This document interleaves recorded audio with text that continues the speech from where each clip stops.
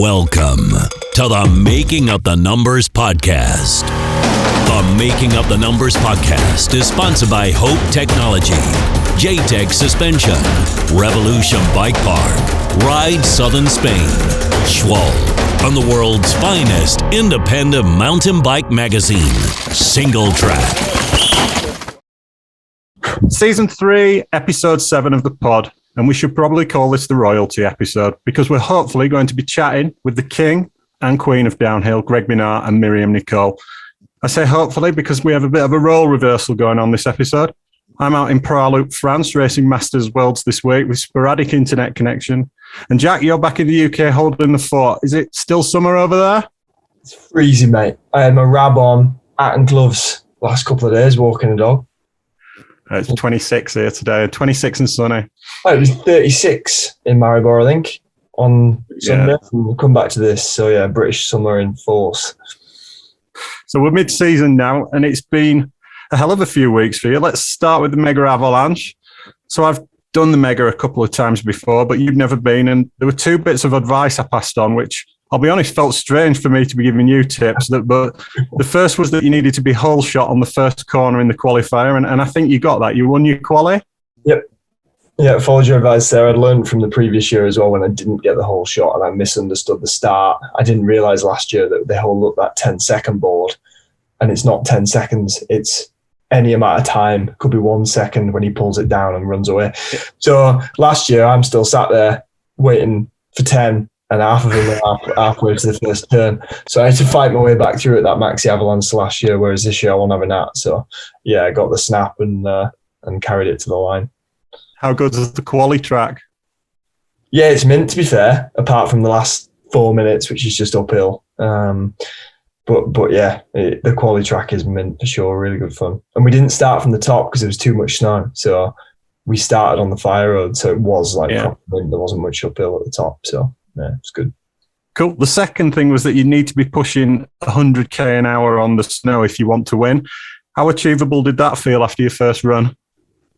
Well, it was impossible because they don't groom it in practice, do they? So, like, me and Dan went up there proper hungover midweek. Well, I was proper hungover, and I think Dan had his 11 hours beauty sleep as usual. But yeah, we went up there to have a go, and like it was like foot deep ruts. Like it took us probably an hour to get off the glacier. Like we walk in and then we went up the following day and they'd pieced some of it, so we got a bit of an impression. But first section they hadn't groomed at all until we raced it. So it was proper intimidating, like sitting there front row staring down the glacier because I've done a lot of skiing, and I'm looking at it thinking, I'm about to sprint down there into a 90-degree corner, 300 people behind me, or hopefully 300 people behind me. So, yeah, it was proper adrenaline stuff.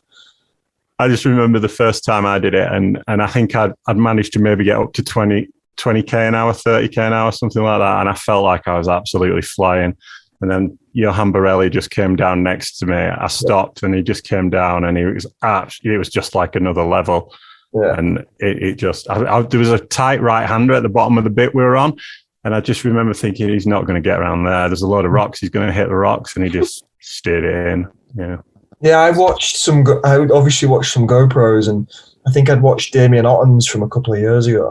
And like, he's going fast on the glacier. And he's kind of in the first pack. And then people come past him like he's not moving. And I was like, oh my God, like if he's going that fast and then people are doing that, like what the hell? So like my game plan was attack as hard as I could off the line.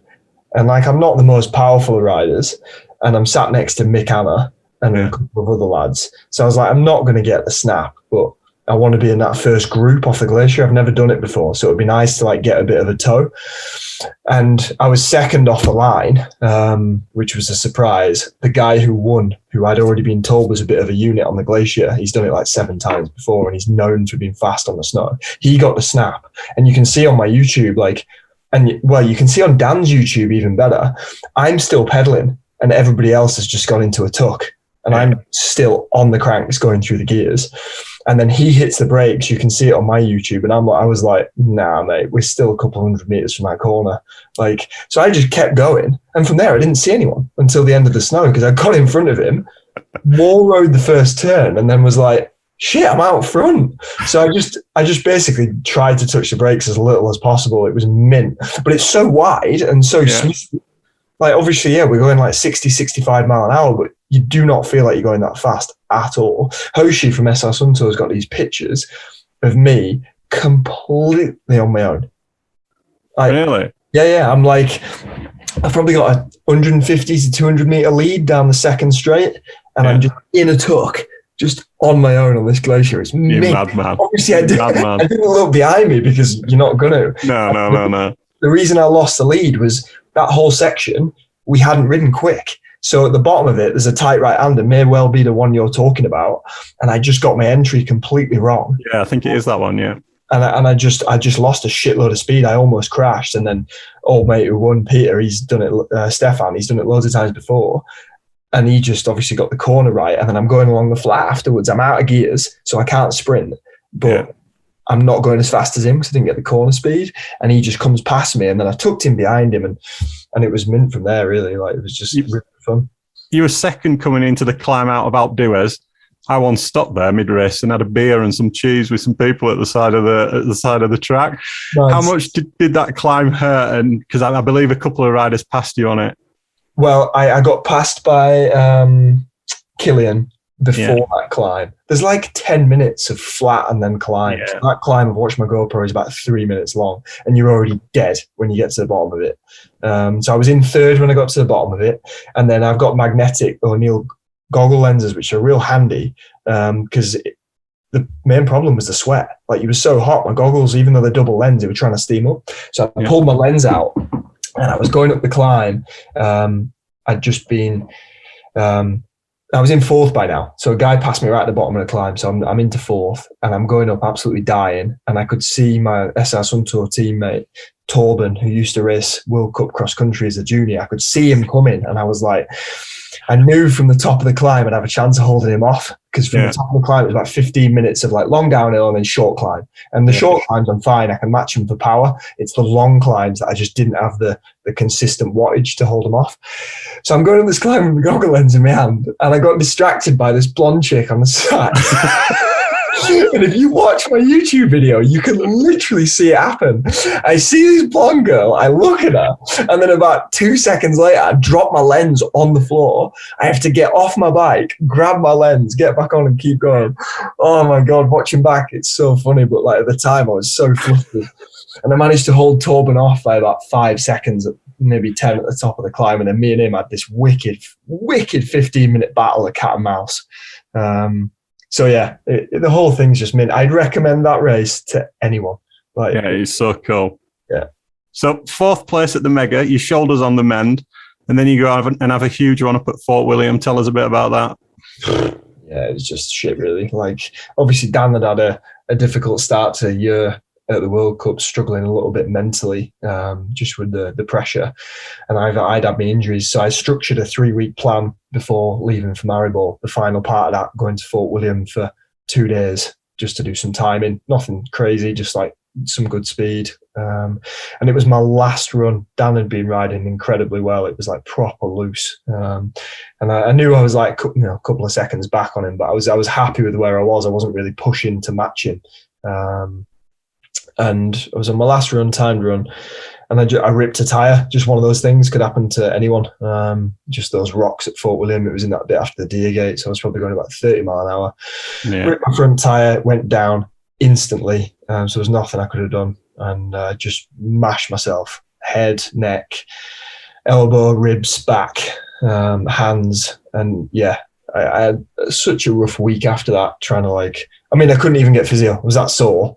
Yeah. For 5 to 6 days, all I could do was just lie still and just try and wait for the pain to go away and stuff. So that was, a bit shit, really. Brutal place to crash there, exactly where you crashed. That's probably the worst place on the track to crash. Matt Walker said to me in Maribor, he was like, I've had nightmares about crashing there. Well, on to the races in Maribor. Euro Champs went okay, but the World Cup not so much. Another big crash, another bang to the head, and you had to pull out and take a break from racing. How frustrating is that? Yeah, massively. So Euro Champs, my game plan was just get through. I was still sore. I was having to do 90 minutes on the stretch mat every morning before I even tried to get on the bike. So thank God Elliot was there to kind of take over the pit work and stuff. And even when I rode, I was still in pain because my ribs were the worst. It's 4 weeks post that crash? I think 4, and my ribs are still sore. Like, I didn't break any, but yeah, so got through, built my speed. Dan was riding amazingly well, and I knew that. So it was just kind of, I was using him as like a marker of where I felt I could keep up and where I felt it was too much risk. I knew I couldn't afford a crash. So yeah, I was happy with my result. I was 19th. I was kind of at the back of, Dan was best at the rest behind Danny. Yeah, Memoir and Loris, and I was kind of in the mix at the back of the rest, if that makes sense. So I was happy where I was. I didn't really not know anyone who beat me, so I was sound with that. And then the World Cup, it was second run. I was riding with Dan. I was riding well. My mindset was good. We had a couple of days on the beach in Croatia. I was using Dan as a bit of a hare to chase, and I was keeping up with him. We weren't right. It was second run. We weren't going crazy. It was just a natural build. But I'm just not sharp. Like, I'm just not.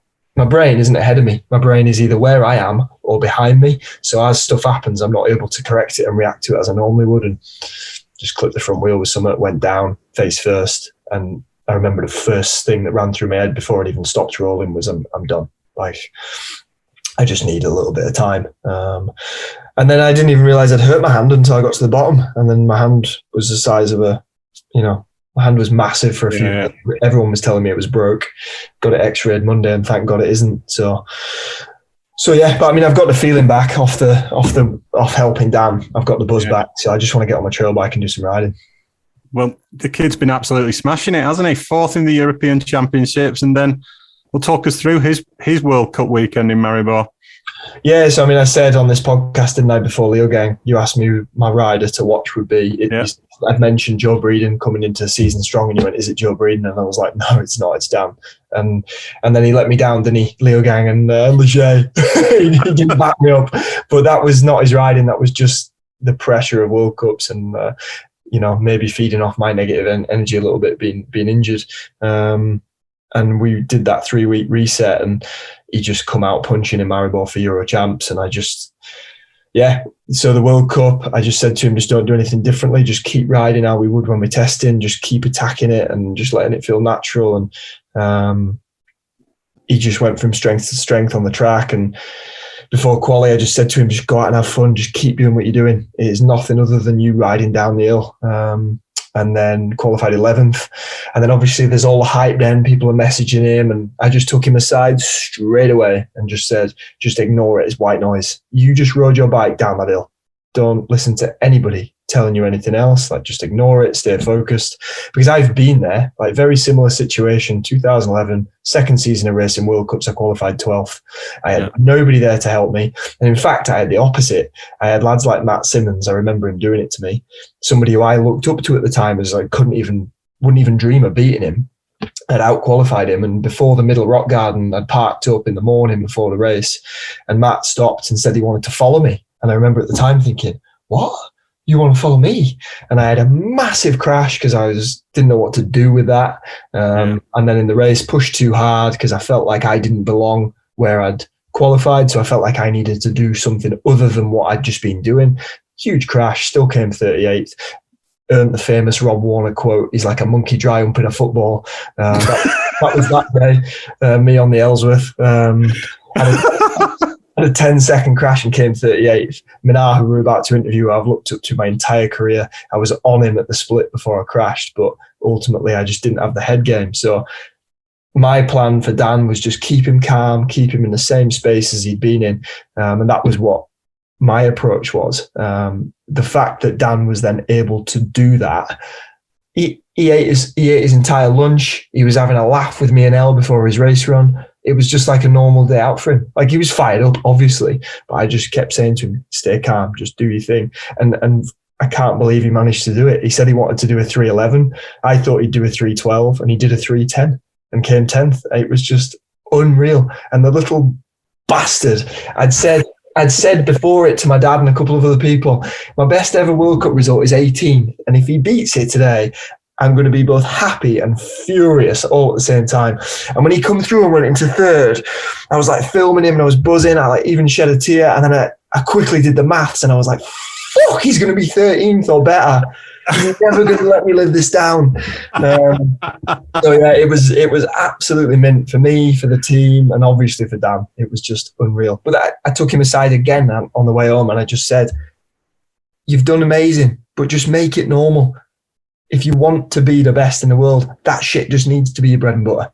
Yeah. So enjoy it now, go home and see your family and get buzzing. But from Tuesday, it's just fucking normal. Carry on as normal, keep grafting and just keep going. So how much pride did it give you seeing, him get a World Cup top 10 and knowing that you'd played such a massive part in it? Massive, mate. As I say, I shed a tear. I'm like emotional now, as you can tell. Like I've started swearing and mate, I've worked with Dan for 18 months and the kid's got so much natural talent. I can't even take 1% of the credit, but yeah, to be helping him and to be his coach and for him to be so grateful for that. He's obviously thanked me and his family thanked me. And it's just mint. BC published the GB team for Worlds this week. I wasn't expecting him to be in it, but he'd make a cracking reserve. He should be in it now, but that's the thing. Like me and Michael Vickers have had a conversation, and the way the team is picked because of the system, the deadline was 12 p.m. on Monday this week. So there would have been no possible way for British Cycling to confirm the team this week. The team shouldn't be picked with a World Cup still left, because we're taking injured riders and we're not taking Dan, who's in amazing form. Val de Sol, oh my God, I would love to see what he could do down there. It's exactly the kind of stuff that suits him. So yeah, he should be going, but the system dictates that he can't. So it's a real shame. And on that note, we'll move on with the show then. We'll be talking with the GOAT, Greg Minnaar, after these messages. Greg Minnaar, welcome back to the podcast. How are you doing? Well, good, George. Thanks a lot. Sorry, it was a bit of a mess trying to get on here, but yeah, it's good to be on here. Thanks for having me. Always a pleasure. Since we last spoke, we've had the shortened 2020 season, which you did rather well.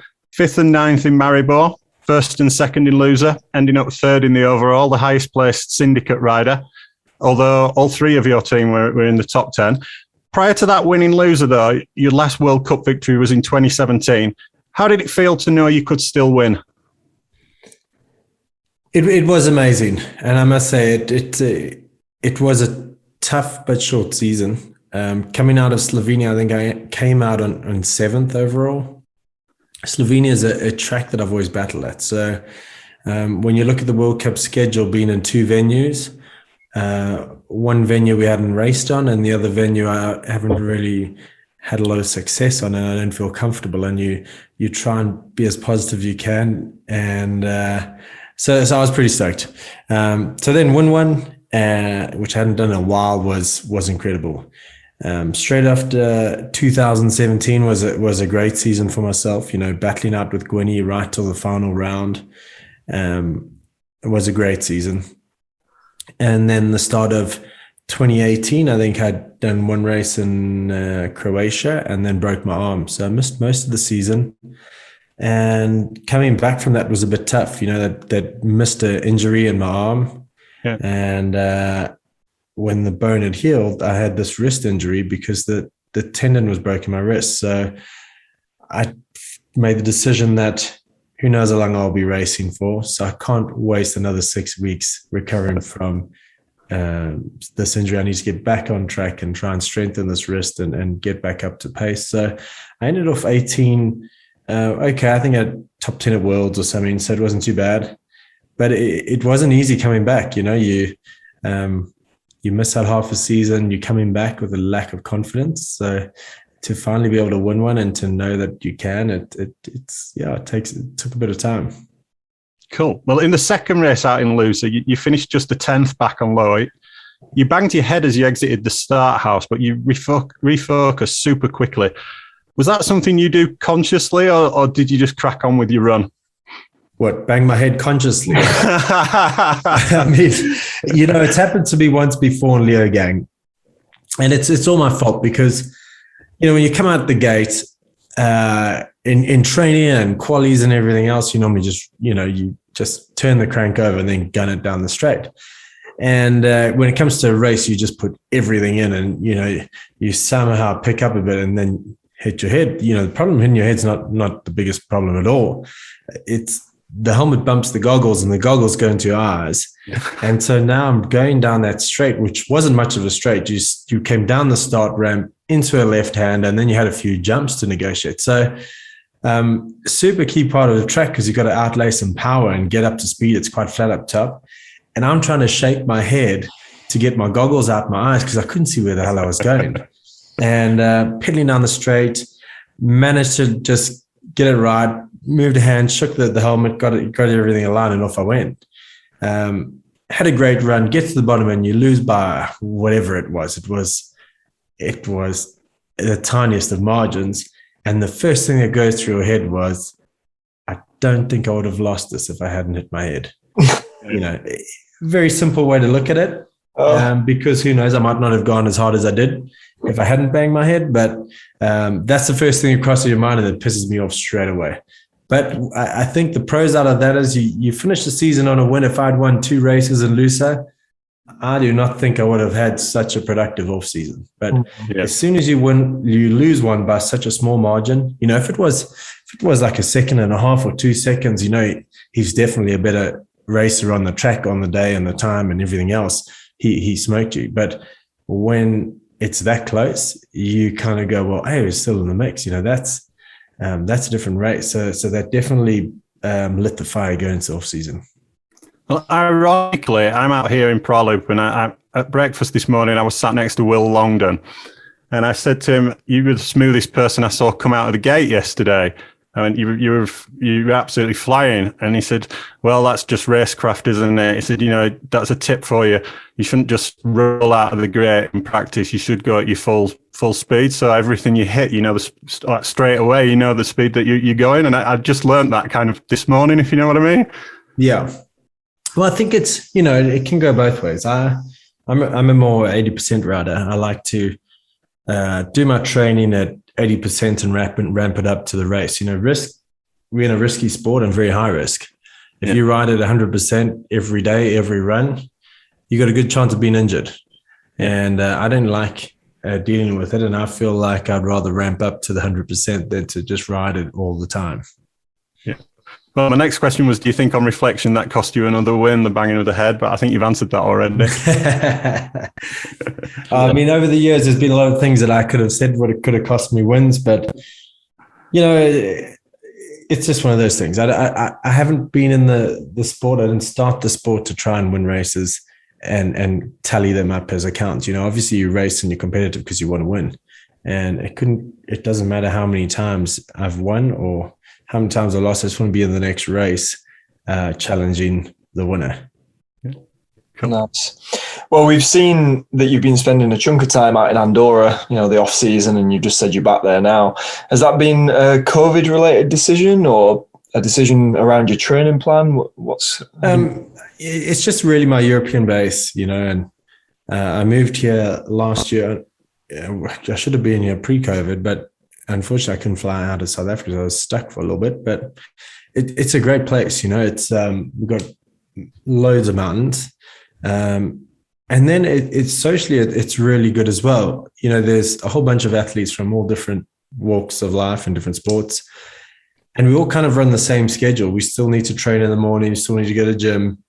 And now we can do it with a group of guys. So, some friends of mine are racing super bikes this week, so they're not here. So then I've got some other friends that are here. So we went out for a road ride this morning, and it's nice to be able to train with groups of people. So I've really enjoyed being in Andorra. The riding's really good. The training's good.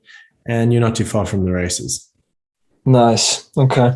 Makes sense. So you're known for puzzling on the bike. Aside from what might possibly be a new Saint drivetrain and a different link, the bike you're running for the first half of the season looks pretty stock. Have you reached a point where you think it's perfect now, or are we going to be seeing some new developments on that V10? Yeah, I think right now it's perfect. But I'm never one to be content with where you are. There's always ways to improve things, and sure. I think you can reach your own ceiling too quickly by saying that this is the best bike you're on and there's nothing to improve on it, and or go back going last year's bike was better than this year's bike. That shouldn't be the case. You should always be progressing. And that goes for training as well. The puzzling stuff is pretty funny. It's a phrase we use with me and our friends, and it's come across in quite a way, and we joke around a bit about it. But for sure, we've been playing with a few different things. Now we've got the link on, a link that's just slightly linear than the standard V10 link, and then I run a 0.5 degree slacker head angle. Those are the only differences on my bike. Nice. It's funny you should bring up the the puzzling as a bit of fun or a bit of whatever. I was having a conversation with Dan on either Saturday night or Sunday morning. I can't remember which. It may have even been when we were walking the track after qualies. And he said, I'm going to do a warm-up run in the morning, and then I'm just going to do a full run. And I want to do a 3:13 or something like that. And I said, tomorrow morning, the speed's there. And there's probably some points on this track with all the holes coming out that you're going to want to look at stuff. And he kind of looked at me. I could see him absorbing what I was saying, thinking, am I going to listen to him? And I said, honestly, Dan, I'll usually see Minnaar on race day morning once or twice on the side of the track, and he's standing there scratching his head looking, and that's something I've always kind of noticed you do. You don't seem to leave anything down to chance. You'll still be there right at the end looking for those little bits you can find. Well, it's also just to make sure that the line's going to be there. Sometimes you're picking a line that could easily just break away with some puzzler before you breaking through a corner or something. So it's we race so much later than in the day than when we train. We've had the whole junior field to go through. We've had the women. We've had 50 odd men. So the track can change. So to me, it's that morning practice before the race is tough. We've got an hour to check out the track. Nerves are normally really high. And I find to do a full run at that time, you're tired. You don't have a lot of energy because of the race nerves, because you want to suss out everything. So instead of me focus on a full run, I try and make sure that everything's there in line. I know what to do. I know the pace. I just got to make sure that everything's perfect, and that I'm set on my line going into the finals. So that's a lot of reason why I'm stopping and looking. And I must say, sometimes I've gone to that final and I've tried a line that I looked at the night before and it hasn't worked, and I need to rethink it quickly, and just to make sure that I can visually see myself going into the line. Because I'm only going to be able to ride it once before the final, but I need to know how to get into it and how to get out of it, and make sure that I'm mentally ready to take it. So you don't want to be coming down the track making a decision of whether you want to go left of a tree or right of a tree. That's just something that's got to be pre-thought of. So that race day, that morning practice is a very intense, tricky one. Yeah, it's not long, is it? So on to this season, Leogang seeded 12th, finished 12th. I believe you had a small mechanical, which meant you couldn't push on like you wanted to. Yeah, I was a little bit bummed. I mean, Leogang is a good track. I enjoy it. I think they've done some really cool improvements to mix it up. And I was ready for it. I was up for it. My qualies wasn't so amazing. I slipped offline in the first off camber, managed to save it, but my crank hit a rock, so I twisted my cranks. How they didn't break, I have no idea. But I managed to get down, and that was a good. So I knew there was definitely a lot of time and left on track. So I was ready for that final. But for these things happen. I mean, we push in the limits of ourselves, our equipment, and it was just something that went, and there's nothing we could do. It is, but I wasn't overly happy with 12th. It's not a position I'm stoked on, but hey, it is what it is. Leger, you seeded 13th and finished 7th. Everyone who finished ahead of you started before you, the vast majority on a much drier track. Of the riders that started after you, Bernard Kerr finished 16th, Loris 25th, Benoit 28th. How important are results like that when you're chasing a championship? Oh, definitely so important. I mean, we've seen it in previous years as well when we had the opening round in Lords and the top 10 got rained out. This is the biggest damage control of most events, is how well you can perform when the rain comes for the final 10. Yeah. For me, it was a great turning point in the season. It put me right into the mix. Obviously, we got, and this is a very rare situation with Thibaut Deprella up front with such a large lead. He had a few crashes in Leger and decided to take it really easy in the quali. And he took it really easy and it worked out really well for him. So it wasn't something planned. It just happened that way. And so that's just the way it goes. But now we got, myself, Troy, and I think Loris is creeping up behind me, the little Frenchie, but we super tight. And basically from second to fourth is so tight in points. So those races are key, and I was happy. I mean, Leger was tough. And I was pretty stoked with my ride there. There was another weather-affected race a few seasons ago. It might be the Lords one you've just mentioned. I can't remember exactly which one it was, but I remember you clearly had the best, or did the best of everyone who came down in bad conditions. How do you do that? Is it a mental thing, or is it an experience? Is it just the experience of riding those conditions? It's probably the conservative side of my riding that benefits in those conditions. I think, if I remember back to Lords, I think when he crashed and went out the tapes, and maybe my conservative overbraking natural riding style just kind of works in that condition, Yeah.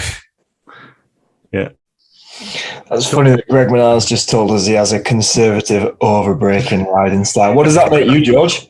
I wouldn't like to even start. Funny. All right, so Greg, let's talk a little bit about pressure. I mean, of course, you still feel pressure. As you just said, race day morning is a nervy time for you. But has the pressure you feel changed over the years? No, I don't think so. I don't think the pressure's changed. I've always been the one that puts the most pressure on myself. So if I can handle the pressure that I put on myself, then things are good. I don't really feel, I've never had any pressure come from many other angles. I would say the most pressure I had was world champs in South Africa at home. That's more of an opportunity to win at home, and that's only going to happen once. So the pressure's there to make sure you absolutely do it this one time. Yeah, okay. But generally, I'm pretty hard on myself. So everyone else's pressure and all the other pressures around seem to come second to the pressure that I put on myself. Fade away for sure. What was there a time earlier in your career when, as well as the pressure on yourself to perform and get your results, were you also feeling, I've got to do this to get my ride, to secure my sponsorship? Has that kind of become less of a factor now you're so established with the syndicate, or do you still feel that as well? I haven't felt it, no. It hasn't really been something that I've focused on. For sure, there's been moments where I've thought about things a lot more going into a race, but that actual race, once you've gone through qualies and you're in the motion of racing, to me it's that challenge of winning the race or being in the mix. And that's what I love about it. And it's all down to one run. And I think that pressure is really cool because, you can walk the track with the guy who you're going to try and beat the next day. But if he can't put it together and you beat him on that day. Doesn't matter what line you're on. Doesn't matter if he knows your little sneaky inside or not. And that's what's so cool. So it's the pressure's on, and the pressure to make sure that you can handle it in that race run. Sure. And I couldn't agree more with what you've just said. The sport is so cool for the fact that we don't directly affect each other as athletes on the track, and the vibe in the pits is just mint. For the most part, everybody gets on, everybody has a laugh. There's great kind of friendships there, and you won't get that in a lot of other sports, like maybe motocross, or because they are directly able to affect each other. Whereas, as you've just said, for us, you've just got to ride your own bike down the hill faster than that guy. And oh, for sure. And of course, it's easier said than done, but basically that's the basics of it. So coming into 2020, we'd had a period of consistency for 4 to 5 years. It had been, the same 5 or so guys at the top: Loic, Omri, Danny, Troy, yourself. You've seen your fair share of generation changes over the years, but it feels like we may be in the middle of another one at the moment. Those guys are still up there, but Loris seemed to be the man to beat last season. And of course, he's just won this weekend in Maribor. Thibaut's on a charge this season. Then there's Matt Walker, who won the overall last season. Reece Wilson's kind of got himself in there now. Of course, the current world champion. Benoit Coulange, the French national champion, is now stepping up and getting top 10s, podiums. Do you feel like there's a shift taking place, or do you think maybe this is a knock-on effect from the inconsistency we saw from COVID? No, I think there's definitely a shift. There's new guys, and you've named them all. As well as Dan Slack. I mean, he had a brilliant ride. He's come out of nowhere, just to get some momentum from the Europeans into the World Cup. That's a brilliant ride. Yeah. And you're looking at what, 5 or 6 guys you just mentioned. Those are guys in the top 10. I mean, you take it back a few positions back, and you've got Toyota from New Zealand coming in there. I mean, yeah, there's a whole bunch of new guys, and it's really cool to see. There's definitely a new wave, and you've got guys like Coulage who've been around for quite some time. Things are starting to click for him. He's on a good team. And he's running really well, and he's running really aggressive. So that's cool to see. He's an incredibly skilled rider, and he's managing to put it all together. So, yeah, there's definitely a shift. There's definitely a change. And you're so right by saying Loris is the guy to beat, and he was last year as well. He has got incredible pace, but with that pace, he is in control. He's smooth.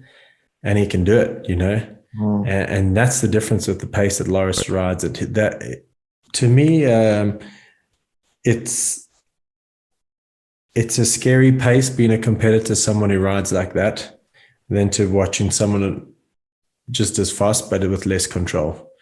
There will be school fees for those who ride out of control, and that usually slows you down with time. Yeah. But with a pace like Loris is riding, and with how efficient and smooth he's riding, that is super impressive. I was kind of like coming on to my next question, which was that in your unfinished business video that dropped at the start of the season, you talked about how one of the changes you've seen over the years has been that riders used to attack sections. Now they attack 100% from the moment they leave the gear. We're seeing riders pushing the edge more and more, and this seems to be the level you have to be at if you want to win. I'm sure it's not a coincidence, but we're seeing those riders sustain some pretty serious injuries too. Do you think in the future we're going to see riders still racing in their 30s, or do you think it's going to become even more of a young man's sport where riders come in and kind of burn brightly for a few seasons and then fade away? Hey, I don't know. I mean, I didn't think I'd be racing at 39. I mean, I definitely didn't have a plan to, but who knows? I mean, it definitely got to eliminate some injuries to prolong your career. That is for sure. But it's again, we were talking about it earlier, riding 100% out the start gate all the time, every time you're on your bike. Yeah. I don't know if that's going to give you a prolonged career. Riding at 100% anywhere is a good chance of crashing. So, we're in a risky sport. These things happen, and you got to eliminate that risk. And that's going to definitely affect your longevity. Cool. So if you were starting out now as one of these young guys, let's use Dan as an example, with the depth of talent in the field and how hard everybody's pushing, how would you play it if you were starting now? Same way as you have done, or? Yeah, I find it's going back to the basics a lot is what most top riders or riders trying to get to the top avoid. Every rider that wants to go faster goes to the steepest, gnarliest track and tries to ride it as fast as they can and feel like they're going to improve. But in my opinion, all they're improving is a bad technique down a steeper, gnarlier track and creating a lot more risk because they're going faster than they probably should be. You go to a track like Slovenia. I mean, it was gnarly. It was super dangerous. A lot of riders injured. That's one thing I was thinking about this morning, actually. There's been a lot of serious injuries, quite a few spleens removed this year, which is something I've noticed, and which is super unfortunate. But, this is a really fast track, and we're just talking about it, and it's not necessarily the speed, It's only so fast you can ride a bike in a straight line. And I think for someone starting out, they're trying to find speed in the wrong places.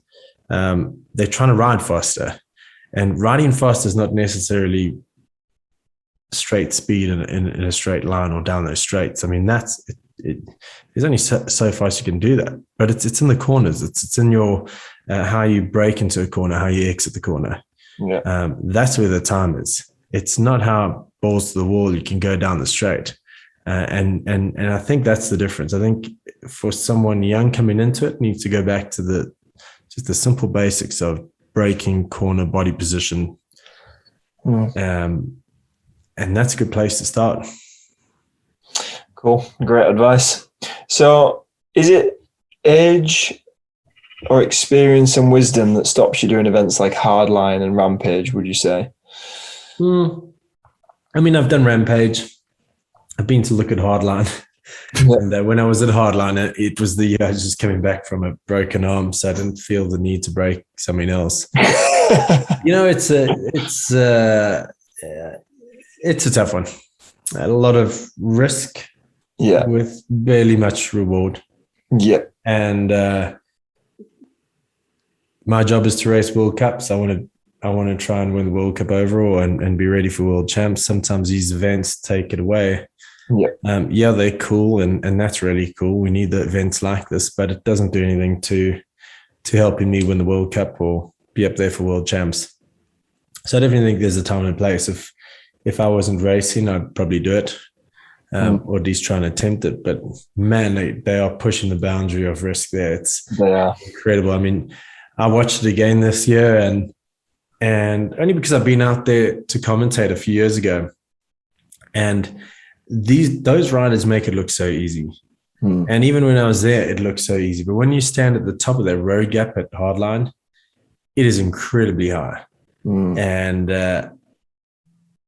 it's just it's a very interesting one. It's good to watch. It's great entertainment. Yeah, for sure. The hot topic at the moment seems to be, well, it is over here. I don't know if it is with you, but it seems to be visualization, and it's stemming from some of the things Sam Hill said on the Gypsy Tales podcast. Basically, that when he was racing downhill, he could lay in bed after the first day of practice, and he would do a timed visualization of his run top to bottom, and he could usually get it to within a second of his actual time. I was chatting with Danny Hart, and he said there's nothing groundbreaking there. It's what all the top guys have been doing for years. Is that something you do? And when you're learning the track, what are the key things you consider? Yeah, I think Danny's probably right. I think the only thing groundbreaking there is he can do it within a second of his final winning time. I mean, that's the bit. I think it's been a big part. I think it's what's helped me create consistency, and it's a part of my process for sure. Do you have a technique for remembering a track, or are you just learning each run? Just visualize, really.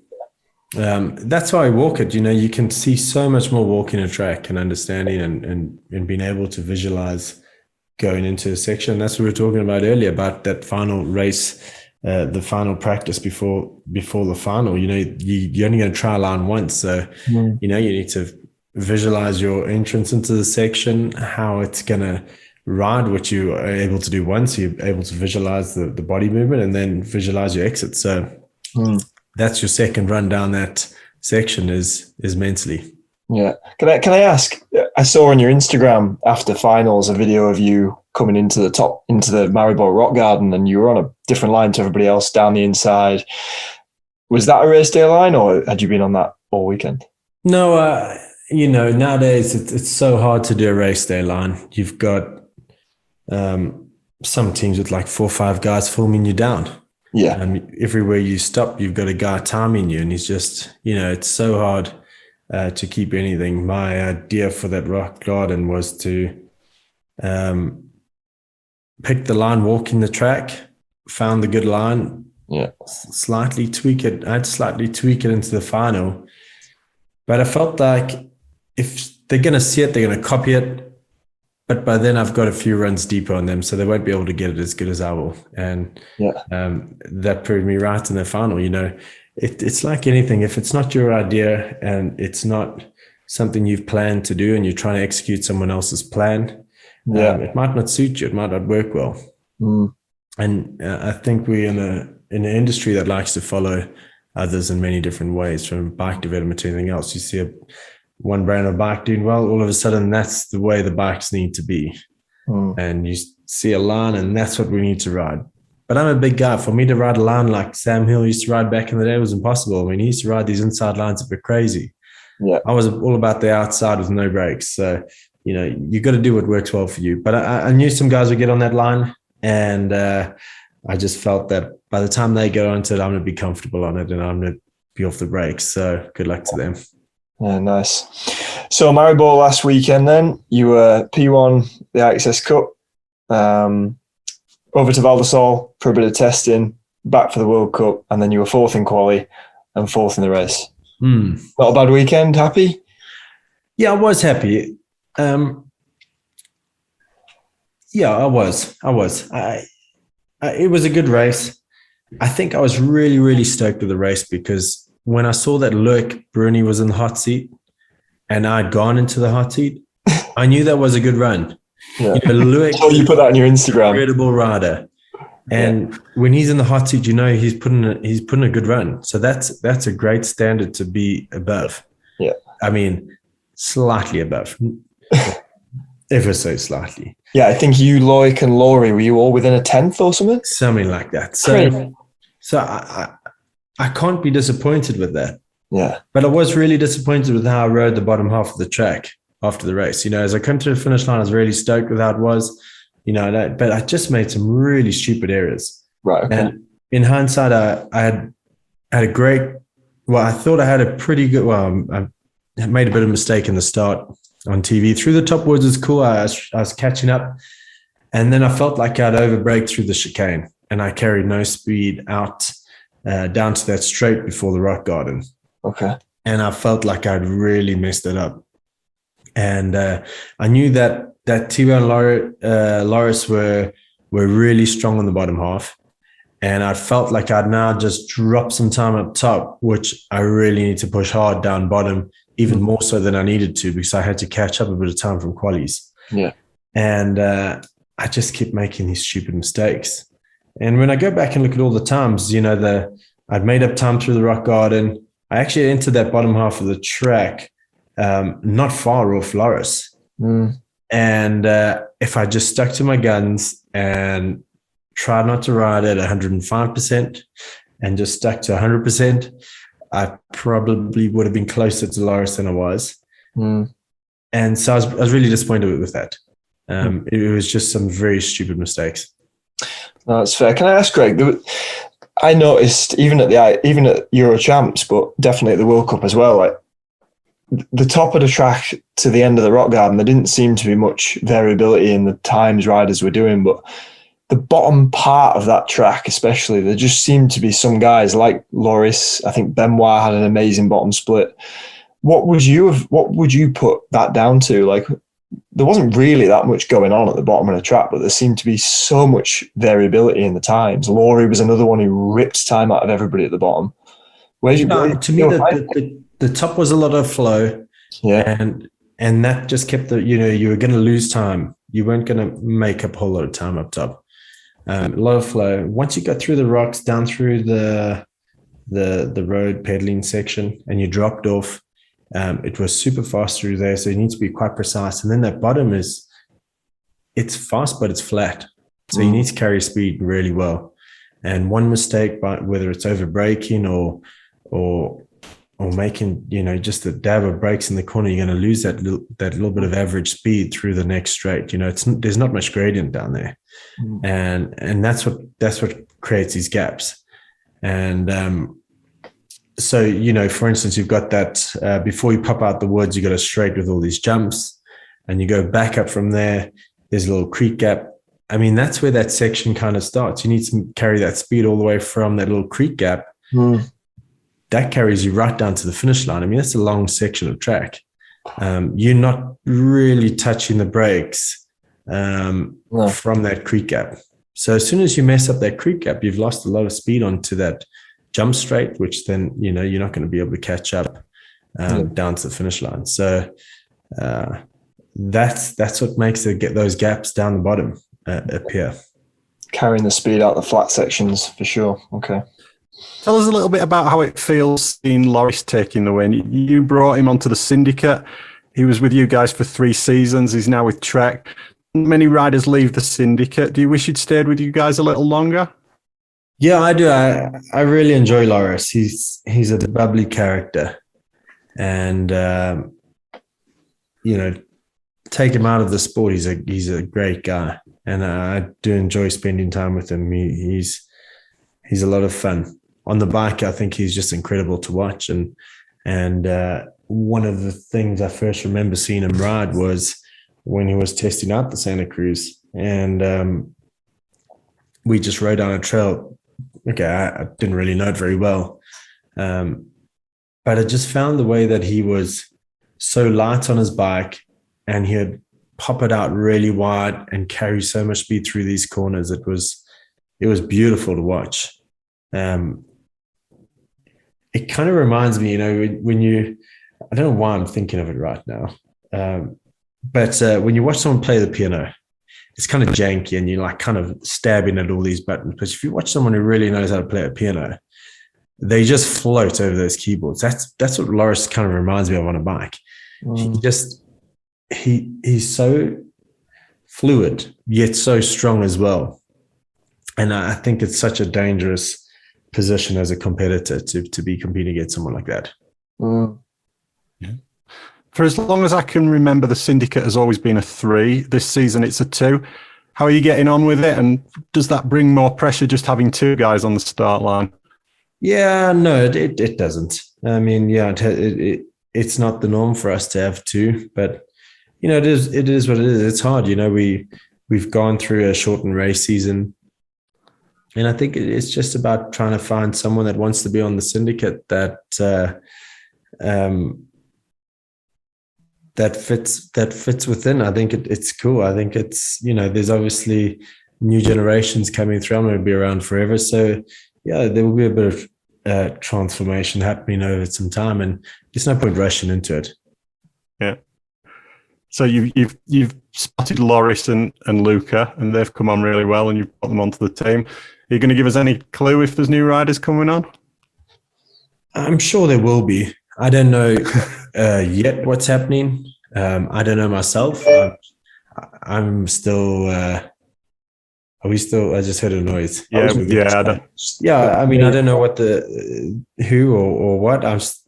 My contract's unfortunately up as well, but I'd like to stay on the syndicate. It's been a great home for me. I think it works well. I have fun within the team, and I think that's what makes the hard side of racing is the traveling. And when you can have fun traveling, you can race with a bit more heart. So we were trying to get this episode recorded last week, and as Jack mentioned, it was a big week for you. If I remember correctly, there was also a trip to Vienna in there. Is that what your life is like every week during the season, or was that just a particularly busy one? Oh, bloody hell. It's been a nightmare. I mean, I'm trying to keep my girlfriend under control here too. She's freaking out. I'm trying to convince her that this is not normal, that I'm not normally this busy. But when I think back, I'm probably normally this busy. So anyway, yeah, it's just been madhouse. it was so hard. And I think it's just due to COVID. We're in a really compressed season. Again, that was me. Sorry. We're in a really compressed season. COVID hasn't helped. All the paperwork and all the admin side of that is just a nightmare. And so it's just that added time to the schedule doesn't help. Yeah. Current standings, you're currently sitting in third place in the overall on 330 points. Thibaut's in first on 590 and Troy's second on 353. With 2 seconds and a first already, is it Thibaut's title to lose now? Yeah, I would say so. I mean, it would have to be. But he's riding really well and he's riding really maturely. I feel like since Leger, his riding has adjusted and he rode really well in Maribor. Not quite what we saw in Leogang, where it was just wild. It was wild. He had cut it back, and that too is just a really tough competitor to beat when they're racing like that. They're starting to race with his head, and it's quite impressive to watch a young guy like that being able to adjust his head game into his racing and race accordingly. So, although we'd look at him as the guy to as the guy to beat, and can he lose it? Yeah, he can, but I think it's going to be tough. I think the way he's riding now, he'll be really tough to beat this year. And he's had a bit of luck, and that's just how things roll sometimes. And but he's also then been really smart once he's like he rode in Maribor. He had a really good race and qualifying as well. Yeah. So yeah, it's gonna be hard to catch him in points, but then again, anything can happen in downhill. I mean, we've all been in positions where we've had mechanicals at wrong times, and unfortunately, it just goes that way. So, wow, it's hotting up to be a good season. It's tight and it's close. It's good. It's all to for. So we've got some back-to-back races coming up.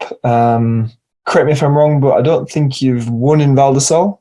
Is that correct? No, I've had a second. That's it. Yeah, okay. Yeah. But there've been 5 World Cups in Lenzerheide. You've won twice, a second, a third, and an 8th. So very good record in Lenzerheide. They're very different tracks. Will you be targeting Lenzerheide in particular and the World Cup series, or are you going to Val di Sole, going for that gold medal? I mean, it's so hard to separate them. Yeah. You got the same competitors. You're in a similar venue to a World Cup. Yeah, you've got different clothing. So I haven't really kind of approached the World Champs as another World Cup. Yeah. I'm not able to do that whole refocus on one race and lay everything down. It's, and kind of forfeit the World Cup series. I've never been able to do that. So for me, it's obviously straight into World Champs, Lenzerheide, and wow, then we're down to one venue. So, we midway in a World Champs in between. So that's cool. Yeah. Okay. So off what you've just said there about, being a rider who can just say fuck it for World Champs, we've seen that Thibaut Deprella is one of those riders who's very happy to just press full send. We saw it in Leogang. Question for both of you, I guess. If you were Thibaut Deprella, how would you play this World Champs? Do you take it easy, like we saw in Maribor, and see how he can do? Or does he go, all right, well, I'm on form, let's press send? Oh, man, I'd hate to be in his position. It's normally like a World Champs, a World Cup final towards the end of the season, so you got to go for it. I don't know. I mean, Val di Sole, I don't know if you can win it on a play safe run. No. And you definitely want to beat someone like Bruni, who's just a master at refocusing on that one event. Yeah. So that's going to be tough. and you got Laurie Greenland, who podiumed at Val di Sole a few years ago. He's coming on form. Yeah. He's going to be up there. So yeah, Laurie actually won the last World Cup there, didn't he? 2019. he did. Yeah. Well, He did. So I don't know. I'd hate to be Thibaut trying to figure this one out. yeah. I would imagine that the best thing to do would be to maybe not think about it too hard and just go and race. Yeah. Just do your first practice run and get going. Just get going and take it as another race. Yeah. Yeah. I've got a question for all your experience, Greg. Obviously, I'm Dan Slack's team manager. I'm his coach, but I coach him off the back of my best World Cup result being 18th. I do have 11 years experience.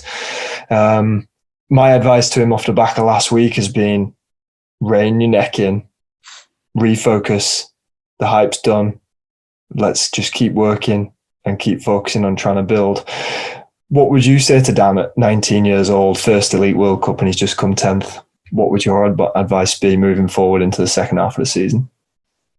Yeah, I'd just keep focusing on what you do. You know, I think at that point you've got to take the results away from it, because you could have a great race, say in Lenzerheide or World Champs, and you could be in 30th place quite easily, and if you get up to now be in the top 10 and you get one of those results, you can set yourself back quite a bit. Mm-hmm. I think you just got to look at the bigger picture of where do you want to go. You're going to have these standout results, and these are tracks that maybe you are comfortable, maybe suited you. You got to figure out, what it was that worked. Yeah. And it's funny, I was actually chatting, Brad Binder lives up the road from me, and we were out on a road ride this morning, and he was saying how long it's been since he won a MotoGP, and we're laughing. I said, well, I was the same, I'd won a race, and then I didn't win one for a couple of years, and that's just the way it is. It's like you're almost going back to trying to wear the same socks you wore to try and find that whatever it was that clicked to win the race. So we're laughing about it this morning, but it's the same thing. You can be searching in all the wrong places, and it's just a matter of just finding that groove and that what clicks and get that consistency going. Because ultimately, if you're up the top end of the field and you're consistent up there, you're going to get those wins. Yeah, for sure. So yeah, it's a great achievement to what Dan's done, and advice going forward is definitely just keep focusing on the race and try and get that end goal. You're going to have some peaks along the way, and you're going to have some dives as well. But ultimately, if it will all average out. For sure. Great advice. Yeah, nice one. Thank you. We'll finish with a couple of big picture questions. Some of your competitors are half your age now. Thibaut was born in February 2001. You won the World Cup overall that season. It can't go on forever. Have you had any thoughts about what you'd like to do when you do retire? Or can you not really let that enter your head until the time comes? Geez, I was relieved you said that, because I thought you were going to be asking me if these could be some of my kids. No, just kidding. It's so cool. I think I'm so privileged to be in this position. It really is a privilege. It's I didn't expect this. I did not expect to be racing at this age, and I didn't expect to be competitive at this age. And I stood on that podium, and I was fourth, and I've got a bunch of really, really talented riders around me. 3 really talented guys above me and 1 really talented guy below me. It's not a bad position to be in. I just, you're right. I did look at some of the ages, especially De Prella, and looking at it was 2001, right? And wow, has time flown? That's what I thought. Yeah. Because I go back to 2001 and I was thinking, wow, what a time that was. First year on a big team, traveling the world. It was incredible. So time waits for no one. I'm with you on that. I can still remember I used to DJ, and I remember doing the Millennium. That was a big night, and it's gone in the blink of an eye. It's 21 years. That Millennium was a big night. I think I was 18. The Olympics have just taken place. Would you like to see Anne in the Olympics? And if so, we might need a statesman-like champion to lead the charge, and I can't think of anyone better. Is that a challenge you'd like to take on? Hey, I think Downhill, it's in there. I'm in the air on it. I mean, I love downhill racing. I love where we're at with it. I personally don't know if it's for Olympics. And purely because what happened to BMX. I think BMX has changed so much. I personally don't like the style of it anymore. I used to love the style of BMX. I remember getting BMX Plus magazine and watching these guys, and BMX has transformed so much. You see these guys in Lycra with shorts on. I mean, they look horrendous. That's not what I remember BMX to be. Cross country, on the other hand, has done really well. I think the image, the soul of cross country hasn't been lost within the Olympics. I just don't know if we'll be taking steps back going to the Olympics, because everything will change. You'll suddenly be a federation-run sport. Will we lose the image of downhill, which we've created over the years, which seems to have lasted quite well within the clothing and the style of helmets we wear? We don't wear the most aerodynamic clothing, but everyone's under the same understanding as there's an image behind it all, and that image then transfers into enduro race and everything else. So there's a reason for it. That's been quite a lot of money pushed into sport through that series. Is Santini gonna pay riders to wear Santini skin suits? I don't know. I don't think so. But if we had a way to have more control over the Olympics and to be able to maintain the image that's been created over the last couple of years, I'd be up for it. I think it'd be really cool. But I've been through the transition of downhill, where in the late 90s, we were in this boom, and then had this crash in the early 2000s, and skin suits and taking the visors off helmets came in, and slowly chipped away till, I think 2008, I had I passed the ruling on clothing with UCI and the commission to ban skin suits. And I think since then, we've seen a lot of economic growth in downhill. And I think we're in the healthiest position it's been in the last 25 years. I'd hate to see that get lost because of the prestige of having an Olympic gold medal. I would feel that would be taking some steps backwards. But if that was controllable, then I'd be up for it. Excellent. What a great place to end it. Thanks ever so much for taking the time to come on the pod, Greg. It's always a pleasure chatting to the GOAT, and best of luck for the rest of the season. Hey, George, thanks a lot. Thanks, Jack. Thanks. Really appreciate being on the show, and sorry again for messing you around to be on here. No, real pleasure to be here. No worries. And good luck in Prague. I remember Prague being a great track in 1999 as a junior. I think it was my first top 20 scratch in the French Cup. And let me tell you, the French live by scratch. It doesn't matter your position where you finish, it's where you finish scratch that counts. Yeah. So, it's the best track I've ever raced. It's just great far. out there. So enjoy it. It's mega. We'll be back with Pom-Pom after these messages. It's been a long time coming, but we're delighted to welcome the 2017 World Cup overall winner and the 2019 Downhill World Champion, Myriam Nicole, to the podcast. How are you doing, Myriam? Hello, I'm doing good, yeah. Still recovering from last weekend.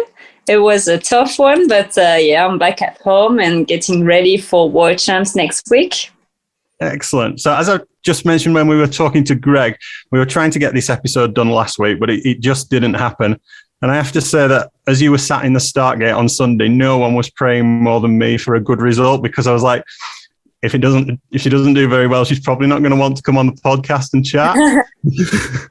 The week before Maribor, I was at European Champs, and I arrived. I was so sick, so I had to stay one day in bed and then try to practice to set my bike ready.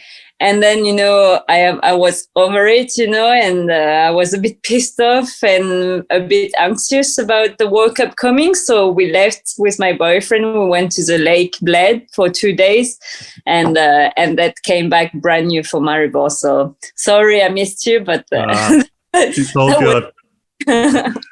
It was another amazing weekend for you, and we'll come on to that in a bit. First question, though, and it's probably been explored elsewhere before, but I've never heard the answer. Where did the name Pom-Pom come from? When I was younger, when I was really small, I was riding horse.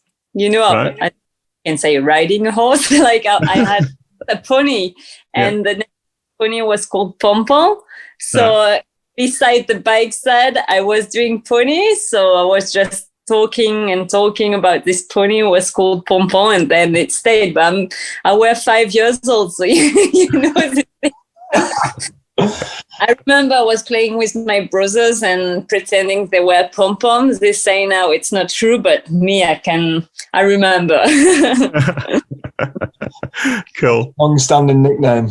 Pom-Pom was a pony. Cool. Okay, so 2020 turned out pretty good for you. Second, fourth, first, and fourth, finishing second in the overall. Were you happy with that, or were you frustrated to come so close to taking the overall? Yeah, like in Leogang, finishing second with a crash in this condition was a tough one. And then it was a bit of a struggle to go from Leogang with that feeling into straight Maribor, rainy Maribor. And then Lusa, it was just, the mood was not really good after such a long wait for those races. So now I was disappointed, to be honest, with second at European at Worlds and overall. Okay. Did coming so close fire you up going into the off season? Yeah, for sure. Like this was a good thing I found after Lusa in Portugal. I was like, well, at least this winter, it's a good feeling when you finish winning something, but it is also a good feeling to be like, well, it's not going to be hard to find any motivation this winter because I just want to go for it and give my best. Yeah, Greg said exactly the same to us earlier, that if he got beat by Loic by a 10th or something in loser at the fourth round, and he said if he'd won that race, he wouldn't have had as good an off season. So, yeah, he definitely said the same. How tough did you find dealing with the whole COVID situation going into the 2020 season? Did you find it really difficult, or? Well, where I live is like I've got like the nature right at the exit of my door. So this was not hard to keep doing stuff and keep training. I have a gym in my garage. And so it was not, I think, the worst part for me. But I found it hard because I wanted to take this time to improve my physical skillness. And maybe I did a bit too much and I was a bit rusted at the end. But no, we did a great job. And I've really found like we could work some of the stuff that we never have time normally to work, and I could enjoy sometimes at home, and so now it was not that horrible for me. Cool. I'm not going to name them, but a rider at the top of the sport recently told me that ultimately there's only two factory teams that put winning races ahead of marketing. And what they meant by that was that those teams would have no hesitation in running ugly looking bikes if that gave them a competitive advantage. Commensal Mukov was one of the teams they mentioned. Is that a dynamic you feel on the team, that there is like this 100% commitment to winning bike races, nothing is left to chance? Yes, for sure. It's really important. That's why we work really hard on the bikes, and the engineer like Astria made a new bike. And even if it's still prototype, if it's a fast bike, we just ride it. Yeah. But yeah, we do a lot of testing. So from December until the race season, we just do some testing camp every month. So it's a lot of work, but it's a cool times to improve everything: suspension, tires, wheel, bikes. So it's really the important part of the team. Yeah. Cool. So this season you look really fired up, and you had an interesting race in Leogang. You crashed in Sector 1, you were second in Sector 2, you were fastest in Sector 3, you went down again in Sector 4, and then you were fifth in Sector 5, finishing 8th. It was really clear that you were attacking the course. Do you feel like you're being more aggressive this season? Yeah, and I think the new bike helps a lot. It's I can't wait for the riders to try it, because it's a bike you wanna push this bike. You want to be aggressive with it, and this is crazy because this is a feeling it comes back. And but yeah, maybe also because I feel stronger from training, but I definitely feel better in every way. Nice. One of the things we've talked about with Greg and Aaron on a previous episode. Sorry, I'll have to start again. Somebody called me. For some reason, my laptop does not like it. George can edit it. Yeah, okay. yeah, no. We'll start again. One of the things we've talked about with Greg and Aaron on a previous episode is that more and more riders are now riding the edge. They're pushing their limits from the top of the track to the bottom of the track to win races. Are you feeling that in the female category as well? Yeah, you mean like on the last split, you mean? Like I don't actually. I just mean all the way down. It looks like there is just commitment from top to bottom. Yeah. Everyone is pushing, but I was talking about Maribor because you could feel that the difference was made in the bottom of the track. And in Maribor, for example, you have to go flat out from start to finish, and this is something that is a bit tough, when you have no race on track. But yeah, definitely the level is pushing. I could feel it already last year with different winner on every races almost. I think only Marine won 2 races, but the level is pushing and pushing. Everyone and all the girls are like firing, and it changed this weekend. We could see Eleonora being charging at the back, so really cool to see. Nice. I asked Greg a question, and with what you've just said, I will ask you the same question as well. It's not in the script, but the race definitely in Maribor had a very important sector, and it was that last sector. There was some crazy times and some crazy variation. For example, the times that Vergier and Laurie did were very different to the times that some of the other guys did in that last split. What do you think was causing such a difference in the times in that bottom sector? What would you put it down to? I mean, like it's for sure how you were feeling, if you were tired or no, because this is a flat sector. So, when it's flat and you push, or when it's flat and you kind of keep going with the speed, but because it's flat, you're not going really fast. It was, if you had some power left and you could push more and more, I think that would make a lot of difference compared to if you were trying to survive like I did to arrive to the finish. But yeah, kind of knew this sector would be really important, and the last term also was really important, I think. So on the road, and yeah, now I feel like now you cannot let anything, you have to check everything and push until the finish line. Nice.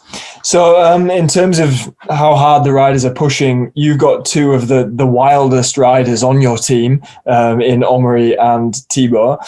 They've both had big crashes recently. Does it scare you guys in the team sometimes, watching how fast they're going?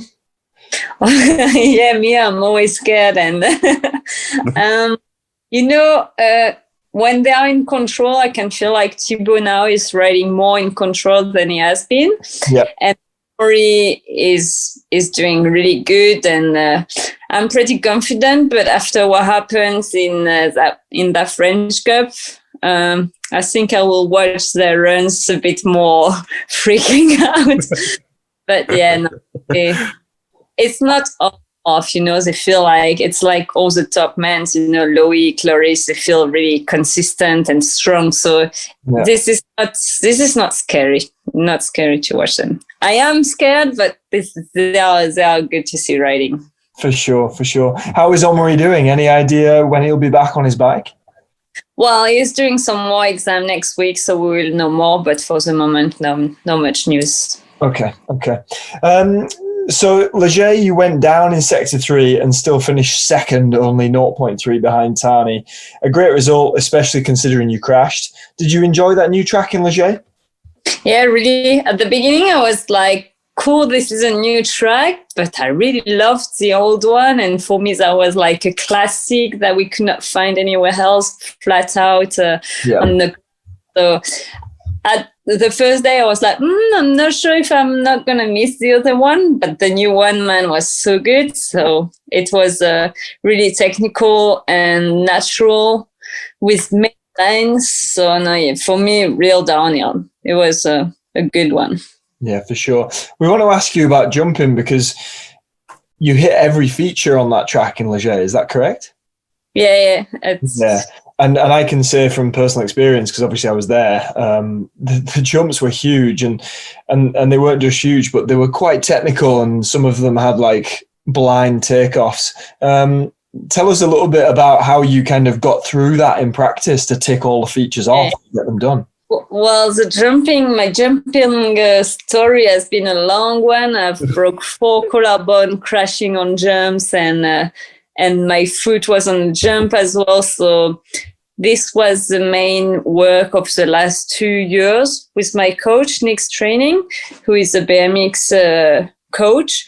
So I've been working out on this one. And for me, the road gap in Leger was on my list. It was like I knew there were going to be this road gap, and I knew this was going to be a tough one. So I was really motivated to do it, and I analyzed everything while walking the track. So I was imagining the jump doesn't look so scary, but this is before that you have to do the work, because if it was like just a road gap this way, it would have been okay. And the turn after was technical as well. So I just took it apart and tried to list every single thing that I had to do it properly. And on my first run, I did 2 top in Leger. You could go down and do 2 top. So I did 2 top to get used to the speed, to get used to it. And on my third run, I was like, if you do wait and if you do watch all those guys crashing, you're never going to do it again. So I just went straight for it after my second run. And it was a big of a commitment to do it, but because I had took all the list of what I had to do, it worked pretty good. And I'm so glad I did it and didn't wait too long for it, because when you were watching, you could see some horrible stuff happening. So I was not, I was just going for it. Yeah, I think I saw the Instagram video of one of the commensal guys showed me the video of you jumping it. Did you follow someone? Who did you follow off it? Yeah, so I'm riding a lot during the World Cups with a junior, Rafael Iniguez. He's one of the homies I know for ages. I was riding with him when he was so young, and now he's not scared at jumping at all, and I trust him. And this is still the part that I don't feel confident enough to go on my own. I always need someone to give me the speed. But no, good one. Nice. Excellent. So last weekend, Maribor, I was messaging you and you mentioned it earlier that you weren't very well coming into the race. How much did that upset your preparations? This was a tough one because I energetically didn't feel really strong, because I spent the 4 day, like I said, in bed. I could not move anymore. And then the next 2 days I was trying to ride, but I really felt scared. Everything was going just too fast. And the goal to go to the European Champs was to set my bike for it to be ready for the World Cup. And then at the World Cup, just be focused on my riding and not on my setting anymore. But then, because I was riding a bit slow, I think I set my bike with the wrong conditions. And when I arrived at the World Cup, I was lost. With my bike, I was lost because my speed was faster. The track has changed. And like, for example, some setting I didn't like the week before were finally good, and all the other way around. So my poor mechanic and the engineer, I think I lost them. And at some point, so in time training, I got fourth. I had a good run and I got fourth, and I was 5 seconds behind Camille, and I was like, okay, it's not going to be a good one. So I start stressing and I start like being nervous. And the boys, mechanic and engineers, they were like, well, we are lost as well. And I was like, I am lost as well. So we all sat around and we were like, so what are we going to do? So only on race day, I put like all my setup at the base, like I rode in Léger, and I was like, I just went back to zero on that day, and it was a good choice because my speed was going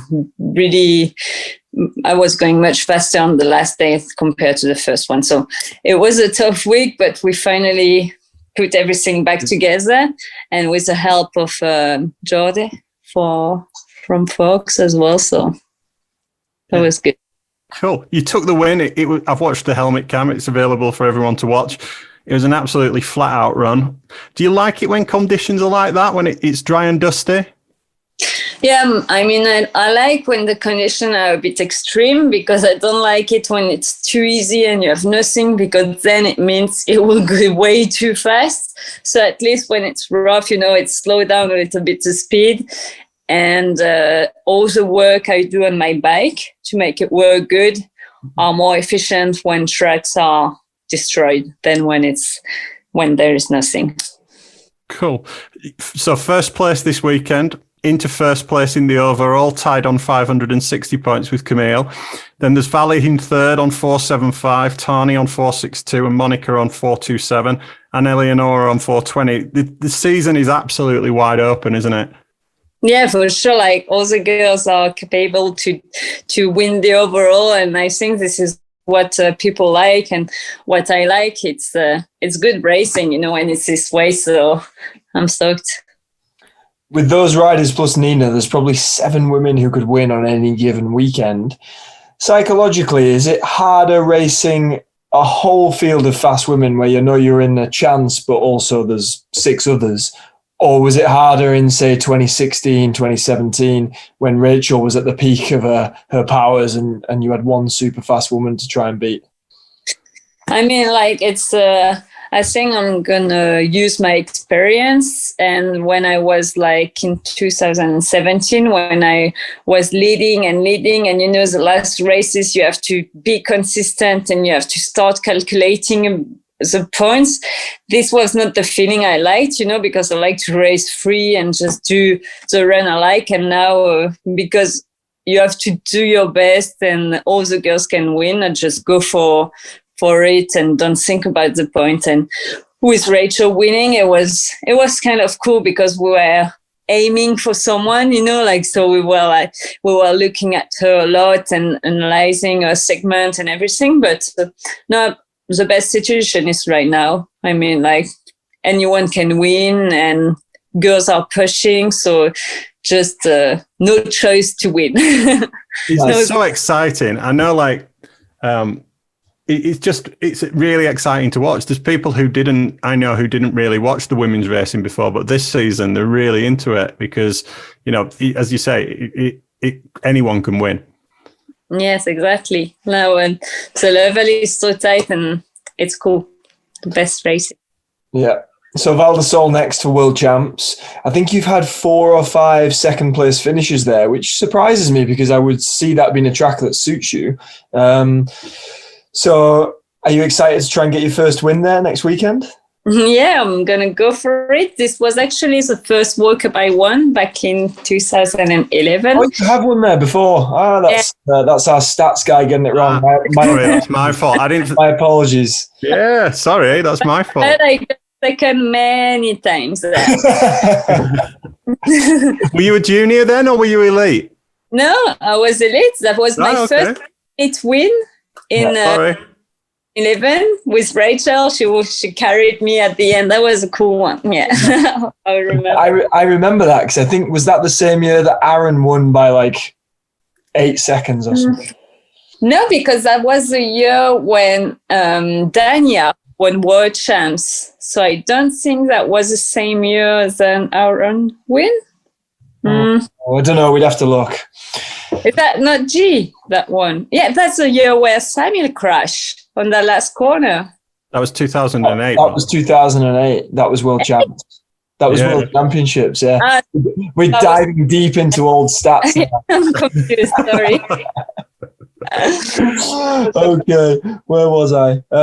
So the French Federation, they invest a lot into World Championships for you French riders, which is great. Do you feel like you almost have an advantage over other riders that perhaps don't have that investment from their federation? No, because I'm really happy for the riders that doesn't have a big team, but because I have my team for the last 2 or 3 years, even for World Champs, I'm not going with a federation, and I'm going with the team to try to stay in the same routine than we are. But yes, they are doing an awesome job. They are doing a lot of video and stuff. So I know if I have doubt, I can still ask them. But from my experience, watching too much video, and sometimes it confuses me. Yeah. So I'm not going there to watch every night. And also, I think my style doesn't impress me, and I'm impressed by all the other girls. So myself, I'm like, not good. I'm just not watching anymore, and that's the best for me, I think. So yeah, that would be really cool for the other Frenchie. But I'm just gonna take this race like any other race and do the same. I have the best team around, so we'll follow the process. For sure. Well, if it helps you mentally, I think you've got one of the better styles out of the women. So thank you. There you go. You've also done well at Lenzerheide and Snowshoe. I think you're a good bet for the overall, going in tied with Camille in first. What would mean more, another World Championships win or another World Cup overall? Oh, it's a tough question. Honestly, my heart is like, I do want both, and I just want to give the best and have no regrets. If it's World Champs, I take it. If it's overall, I take it. And if it's both, I hug it. Who else did we ask that question to, George? And they said both. It was Gwyn, wasn't it? Was it Aaron? Yeah, I think Aaron said exactly the same. He was just like, no, I want both. True racer. I cannot choose. I think the World Champs have more impact in life, because you can say I am World Champs.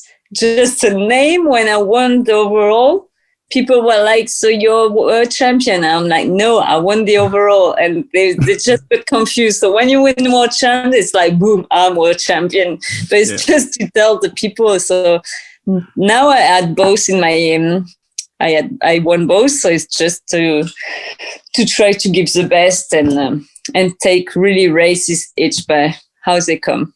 Nice. Excellent. Tell us a little bit about this new common cell frame. How different does it feel to the old one? Because it does look quite different.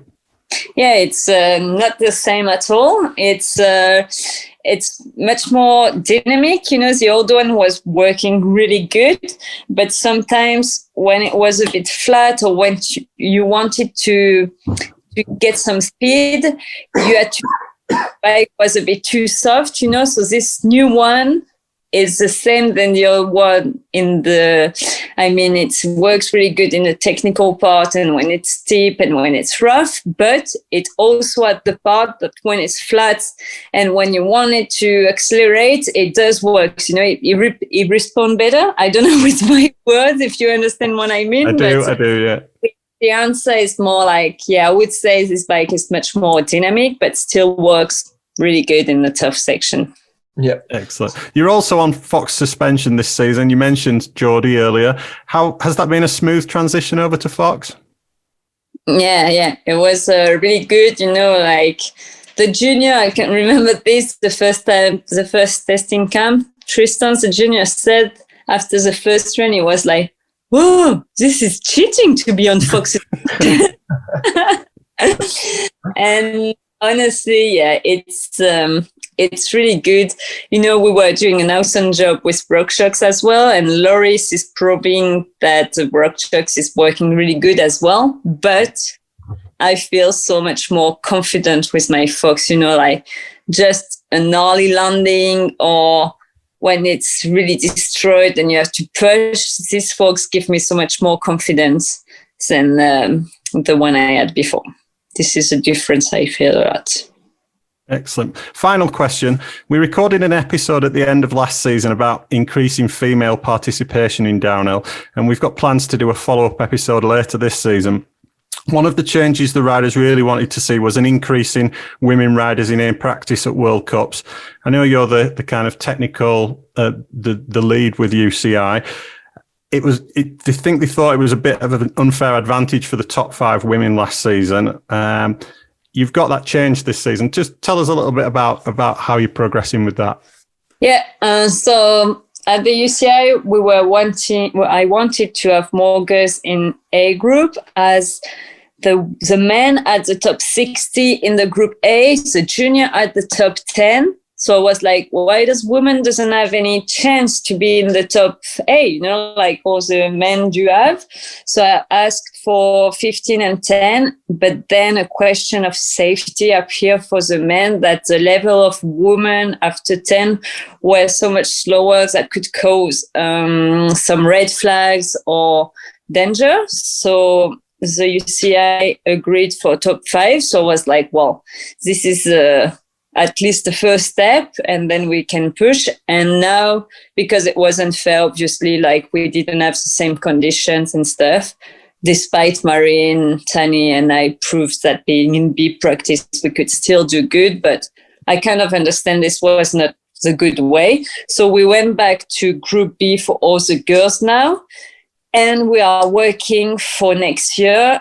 I really felt like the level was being faster and faster for the women. So I have asked again to have the top 15 in Group A for next year, because, I'm not sure this would cause safety issue. And, if you're girls and you have a man, when you are trying to be a bit careful and you feel someone behind, you go right on the side and stuff, I think this would work. So this is a discussion we still need to have with the UCI and the men's, obviously. But this is what we will try to have for next year. Excellent. Because being in big practice, I want to have more girls in big teams. But when you're on big practice, practicing at 8:30 in the morning, there is no media, for example. And this doesn't help with the communication for women. So we'll see. Thank you for the update. So before we go, I'm out here in Praloop racing Masters Worlds, and your brother, is it Olivier? Yeah. He's here racing too. He's won Masters Worlds twice before. How does the conversation go in the Nicole household? Is your elite title worth more, or does he edge it because he's got 2? No, I think he's really happy to do it. He has 2 kids now, and he was like, well, I still have to go back to racing because this is what I really love, and it's a good family trip. And I think when you have a racing thing in you, it never goes. So I hope he will do well, and I'll be cheering for him. Excellent. Well, Myriam, thank you for making the time to come on the podcast, and the very best of luck for the rest of the season.